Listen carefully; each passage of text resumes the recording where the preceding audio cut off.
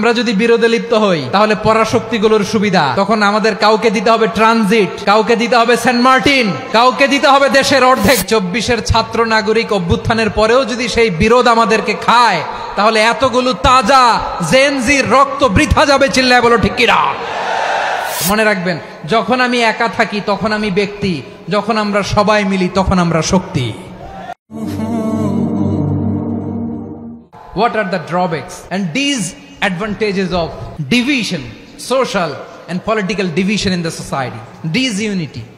আমরা যদি বিচ্ছিন্ন হই, একে অপরের যদি মারামারি করি, একজন যদি আরেকজনের কাফের ফতোয়া দেয়, আমাদের কি ক্ষতি? এক নাম্বার ক্ষতি হচ্ছে আমরা যদি বিচ্ছিন্ন হই আমাদের শক্তি কমে যাবে, আমাদের পাওয়ার আমরা হারাবো। আমাদের কি হারাবো?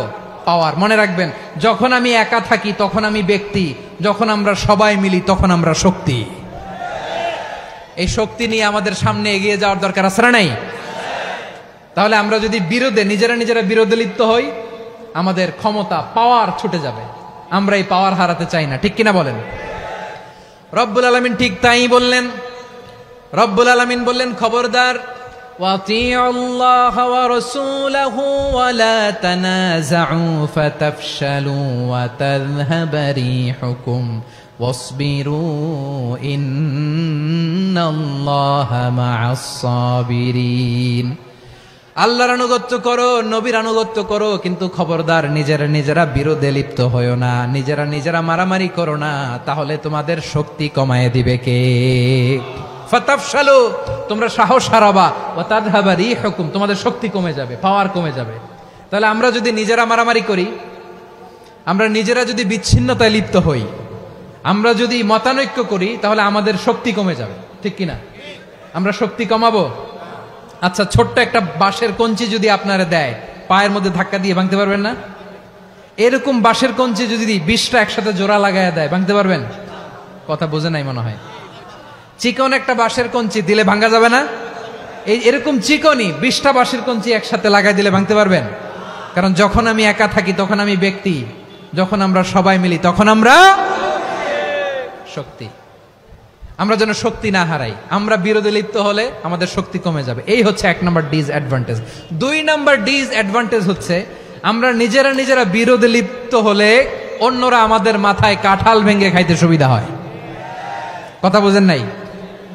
আমরা যদি বিরোধে লিপ্ত হই তাহলে পরাশক্তিগুলোর সুবিধা তখন আমাদের কাউকে দিতে হবে ট্রানজিট, কাউকে দিতে হবে সেন্ট মার্টিন, কাউকে দিতে হবে দেশের অর্ধেক। চিল্লায় বলো ঠিক কিনা? নিজেদের প্রবলেম সলভ করার ক্যাপাসিটি আমাদের আর থাকবে না। নিজেরা বিরোধে জড়ালে পরাশক্তিগুলো আমাদের মাথায় কাঁঠাল ভেঙে খায়। তখন ভারতের পিছনে দৌড়াতে, আমেরিকার পিছনে দৌড়াতে আমাদের জুতার তলা ক্ষয় হইয়া যাইবে। নিজেদের প্রবলেম সলভ করা যাবে না।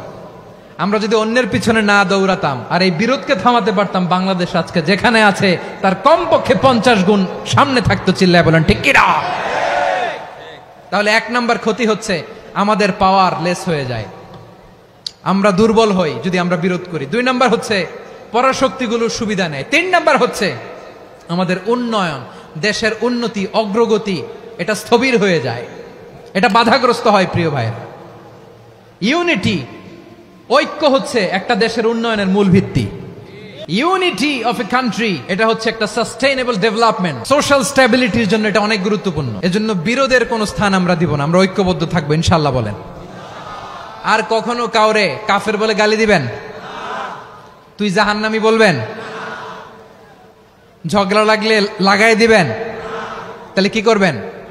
মিলায় দিবা। আওয়াজ করে বলেন, কি করব? প্রিয় ভাইয়েরা, এই বিরোধ গত 50 বছর তো আমরা দেখেছি। ধর্মীয় অঙ্গন বলেন, সামাজিক অঙ্গন বলেন, রাজনৈতিক অঙ্গন বলেন, এই বিরোধ আমাদেরকে শেষ করে দিয়েছে। এই 24-এর ছাত্র নাগরিক অভ্যুত্থানের পরেও যদি সেই বিরোধ আমাদেরকে খায় তাহলে এতগুলো তাজা জেনজির রক্ত বৃথা যাবে। চিল্লায় বলো ঠিক কিনা? বৃথা যেতে দিতে চাই না, আমরা ঐক্যবদ্ধ থাকতে চাই। রাজি আছেন? আমরা আর কাদা ছড়াছড়ি করব না। অনেক হয়েছে, আন্না, এবার থামুন। অনেক হয়েছে, আন্না। Be a part of our vision. Do listen and share the khair.